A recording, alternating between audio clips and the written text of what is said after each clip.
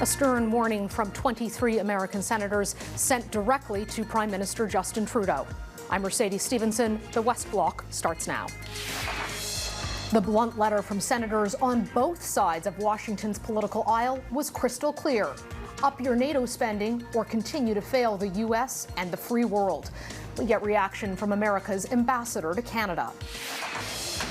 And the latest in our look at the failings within the criminal justice system.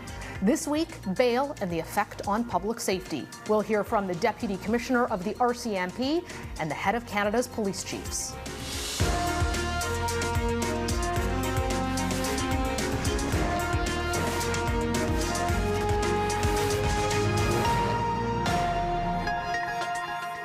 It was a direct hit. Nearly a quarter of the senators on U.S. Capitol Hill sent a letter with a pointed message to the Prime Minister, saying, "We write to urge your government to uphold the commitment agreed to by all NATO allies by increasing defense spending levels to 2% of each country's GDP. The letter goes on to say the American commitment to NATO is unwavering, but when it comes to friends in Canada, we are concerned and profoundly disappointed that Canada's most recent projection indicated that it will not reach its 2% commitment this decade, to the detriment of all NATO allies and the free world." Certainly not mincing their words there. The letter was signed by 23 senators, both Democrats and Republicans, including Jean Shaheen. We spoke with her about the issue of defense spending at the last Halifax International Security Forum. There were plans adopted in Vilnius by Canada, by all of the NATO allies, to try and continue on that trajectory of defense spending in ways that were going to be important. So I look forward to seeing how Canada resolves those issues. That was 6 months ago. And with this new letter, it's clear that she and many of her fellow senators feel Canada is not moving fast enough to catch up. Joining me now is U.S. Ambassador to Canada, David Cohen. Always a pleasure to have you on, Ambassador. Nice to see you. Mercedes, thanks for inviting me back on your air. I always feel gratified that I didn't screw up so much the last time that you're willing to have me back. No, I think I'm usually the one who makes the mistakes. You know, it has been a remarkable week in Canada-U.S. defense relations. We saw this letter, and what was in it was not necessarily a surprise. It's a refrain we've been hearing from the United States for many years, saying, Canada, you need to spend more on defense. It comes in the wake of the Brits announcing that they believe that there should be a 2.5% minimum spend.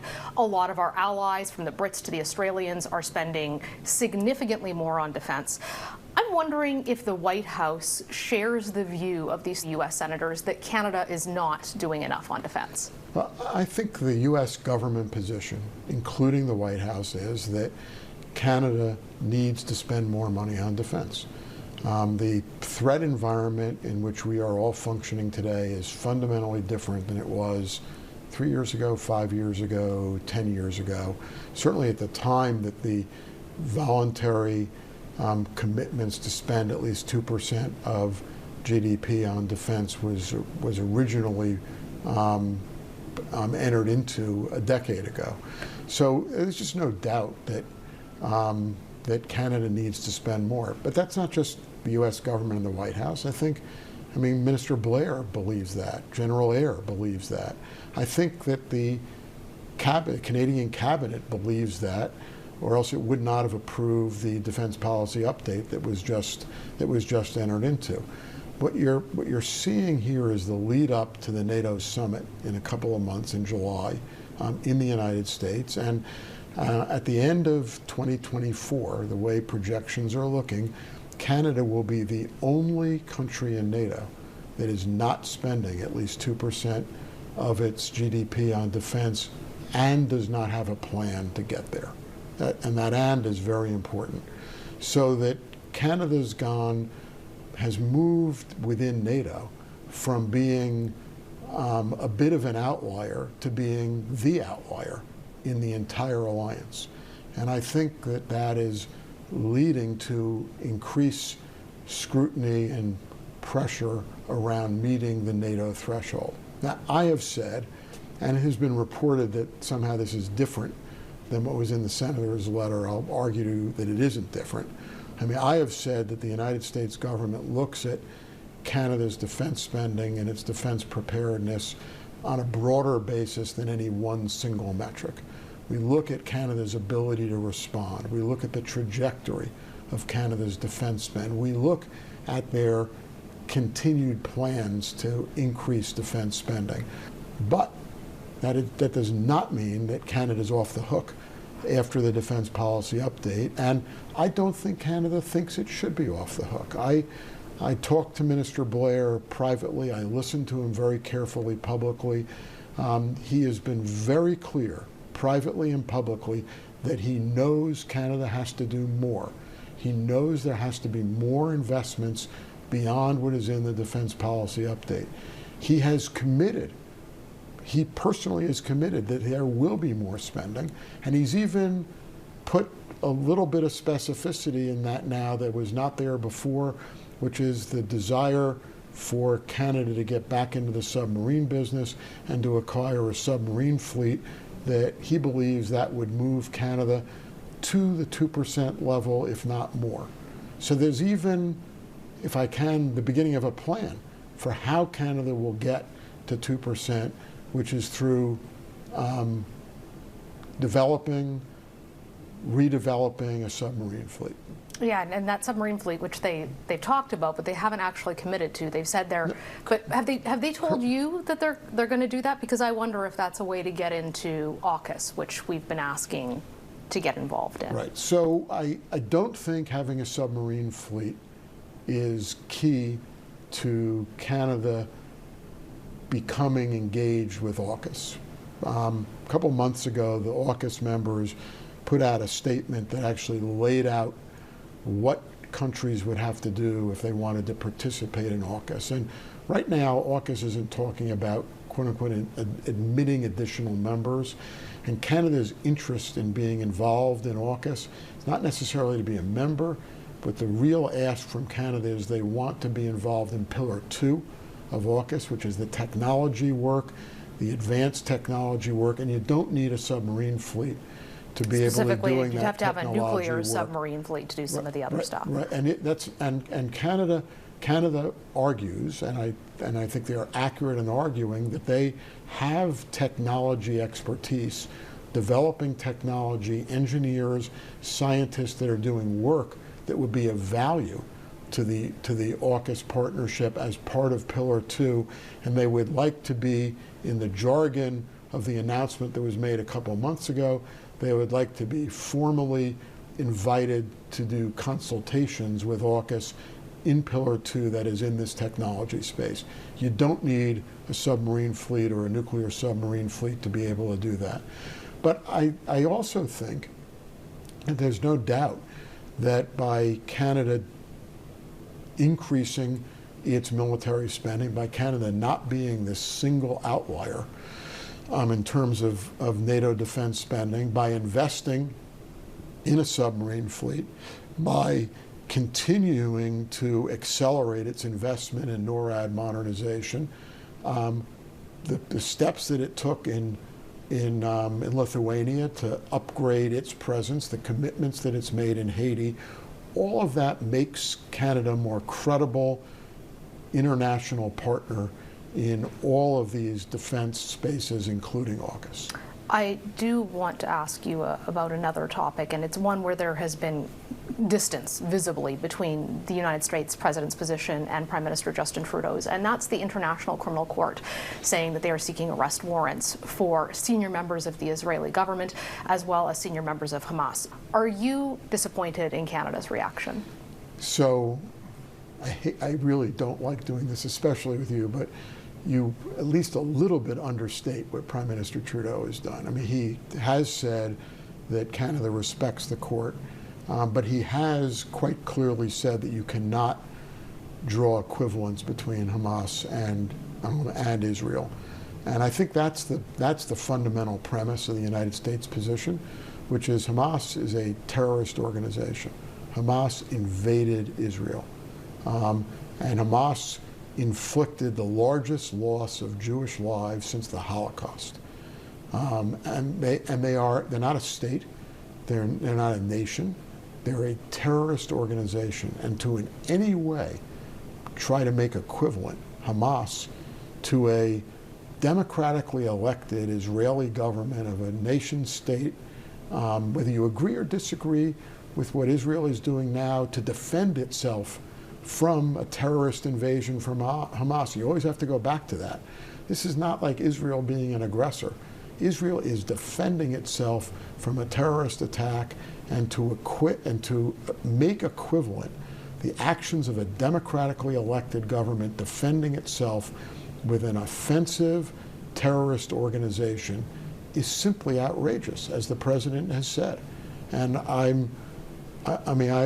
think the president got this right. By the way, the United States has also been consistent over a long period of time in arguing that the ICJ doesn't even have jurisdiction over Israel, which is something that has not been addressed. So the United States position here is clear. It is unequivocal. It does go further than the Canadian government has gone, but I'm going to give you the same answer I give on many things. I'm the United States ambassador to Canada. I'm not an elected official in Canada. It is not my position to tell Canada what to do. Every nation must make its own sovereign determinations about how it wants to position itself. I'm very proud of the way the United States has positioned itself. And I think the United States and the United Kingdom have positioned themselves in the right way on this subject. And it's up to Canada whether they would like to do the identical thing or whether they would like to do something less than what the United States and the United Kingdom have done. Ambassador Cohen, thank you so much for joining us today. Thank you for having me. Up next, continuing our look at Canada's justice system, we ask if there has been any change for violent repeat offenders who are out on bail.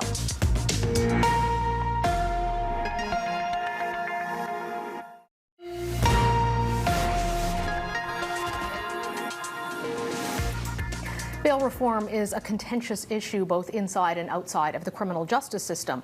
The Liberals introduced a bill and legislation amending it that came into effect earlier this year, but it's still too early to tell if it's made any difference. The amendment comes after many cases of those released on bail reoffending. But this recent case, one of the most heartbreaking, reignited the issue. A baby and two grandparents were killed on an Ontario highway by a suspect who was out on bail, driving the wrong way. Oh my God. And to get the point of view about bail and the effect on public safety from the front lines of policing, we're joined by the head of the Canadian Association of Chiefs of Police and the Winnipeg Police Chief, we're one and the same person, Danny Smyth. Thank you so much for joining us today, Chief Smyth. Good morning. Nice to join you. This is obviously a topic that has seized a lot of headlines, a lot of really high profile and terrible cases that we've seen unfold lately of violent offenses carried out by people who are out on bail. The government has brought in changes to the bail reforms that they'd made to try to make it stricter. What is happening on the ground right now for frontline police officers when it comes to people who are out on bail and what you're seeing in terms of the impact on public safety? Well, we certainly appreciate the commitment from the government to make those changes to Bill C-48, which, puts a little more reverse-onus provision on repeat violent offenders when it comes to bail. And, those changes really only took effect late last year. So, we're really in a monitoring stage right now to try to see, the judicial system is independent of the police. So we trust that the system will work itself the way it's supposed to be. From our perspective in policing, we're just trying to get a good gauge as to whether repeat violent offenders are in fact being released on bail or not. I can tell you from my own experience in Winnipeg, we see about 20% of those that we're arresting for violent offenses that are in fact on bail. So that will be something that collectively across the country, we'll really try to watch now. We hear the term catch and release thrown around a lot. Could you walk us through what that looks like in terms of the practicality on the ground when the police arrest somebody? What happens? Well, generally speaking, when someone's arrested, it's understood that people have a right to bail, that they're released awaiting a trial. So when our officers arrest someone, often they're brought into the police station or headquarters. Depending on the offense, they can either be released on an appearance notice, or if they need to go in front of a magistrate for bail, that generally happens on the same day. So in many instances, people are released with some type of condition, bail condition, within hours of an arrest. When you're looking at what needs to happen, there's been some discussion about expanding tighter bail conditions to people who are involved in auto theft. Do you think that the limitation on making it more difficult to get bail, that reverse onus, being for those who are violent repeat offenders only, is enough, or would you like to see that expanded to more categories? You know, I think we've been very careful about how we've positioned ourselves on this. Again, respecting the fact that people have a right to bail. They're presumed innocent until they have their court proceeding. You know, auto theft is a different category. It's generally a property offense. You know, if there's a carjacking or something like that, that would be considered a violent offense. So I think you know, focusing in on repeat violent offenders, it's not a panacea, but I think it's a good first step. And then I think it respects, you know, the rights of an individual as well, so that we're not denying people bail for lesser offenses. So, you know, I think, again, we're monitoring this. You know, collectively, we're trying to gather data so that we can see the effects that this provision may have. It's funny, I'm in Vancouver right now, and I'm meeting with police chiefs from all across North America right now. Most of the major cities are here. And you know, it's one of the topics. And our friends down in the States are running into some of the very same things that we're encountering here in Canada around bail and bail reform requirements. Chief Smyth, we appreciate your time and your insight from what it's like for officers on the ground and chiefs across this country. Thank you for joining us today. You're welcome. Thank you. Joining me now with Canada's National Police Force's point of view is Deputy RCMP Commissioner Jodie Boudreau. Thank you so much for joining us today, Deputy Commissioner. I know that bail in the criminal justice system is something that you are intimately familiar with, and your frontline officers deal with it all the time. We keep hearing in the headlines about people who are out on bail, who are violent repeat offenders committing crimes. What are you seeing from the RCMP point of view, and what kind of a public safety threat this creates? Thank you, Mercedes. As you are aware, the public, the premiers of the provinces, the whole law enforcement community, including the Canadian Association of Chiefs of Police, all called for reform to the Bail Act. And that reform took place in January of this year. It was passed and started in January 4th. So we haven't really been able to come, we don't really have the stats for the last few months, but I can tell you the serious violent repeat offenders, I think you've seen, you know, James Smith Cree Nation, between 2019 and 2022, in the RCMP jurisdiction, 53% of those that committed a homicide were on some form of community release. When you see this issue, and as you mentioned, it's not just bail. We talk about bail a lot, but it's also parole and probation. People have been released back into the community on statutory release or for good behavior in jail or in prison, which we were talking about last week on the show.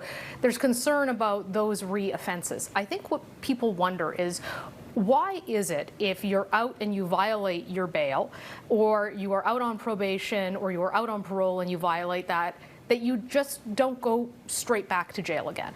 Well, I think, Mercedes, there can be many different reasons for that. You know, from small rural detachments that we police to large urban centres, we do share information with all of our law enforcement partners through the CPIC, the Canadian Police Information Computer. I think you're aware of that. So the information is shared with all of our partners. But although that information gets uploaded and the local detachment or police service will be aware of the warrant, it isn't a matter of someone always being available to go out and arrest them.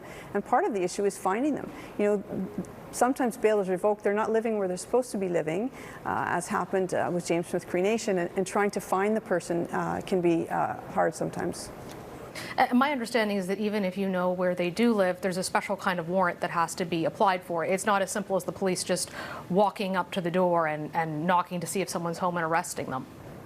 Yeah, that's correct. If somebody's inside a dwelling house, we're required to get a Feeney warrant to actually enter the house, unless we're entering under exigent circumstances, you know, such as there's an event happening at the time in the house. But yeah, we just can't. We can go apply for a Feeney warrant, and we can certainly go into the residence with that warrant to arrest them.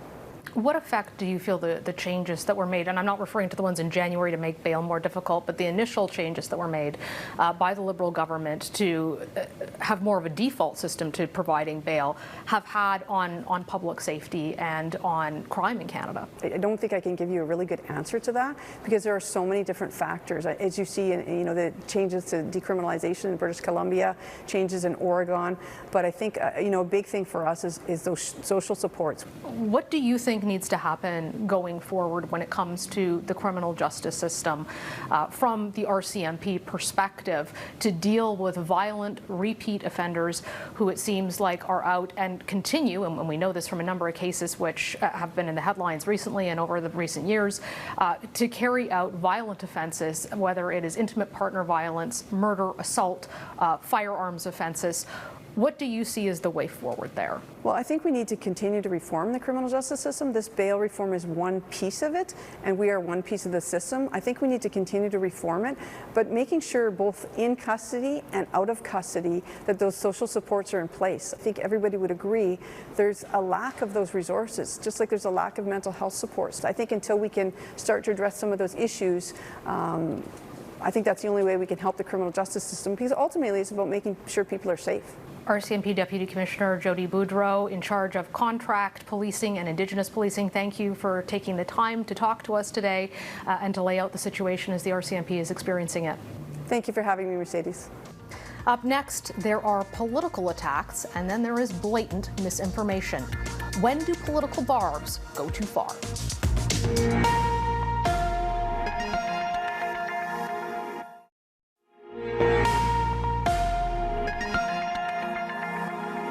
Now for one last thing. We're all on social media all of the time. It's a powerful tool to communicate, but it's also vulnerable to disinformation that could spread disguised as legitimate news.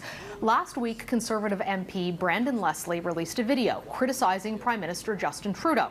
That's legitimate, but critics say the problem is in how he started it, with fake news headlines that sure looked real, like this one and this one. Leslie defended his video, saying it is clearly satire. I don't think anybody thinks that I'm the guy that's going to break the news that the Prime Minister has resigned. I think Canadians are very smart. Disinformation expert Marcus Kolga says this approach is new. This is the first instance of this sort of content that I've seen produced or published by a member of Parliament in Canada. I've not seen anything like this before. It's pushing the boundaries. The NDP is demanding the Conservatives apologize. So what's the line between tongue-in-cheek political videos and disinformation? While Leslie admits in the video early on that the headlines aren't real, it dabbles in an area that our adversaries like Russia are active in, faking news to try to sow confusion. That's our show for today. Thanks for watching. See you next Sunday.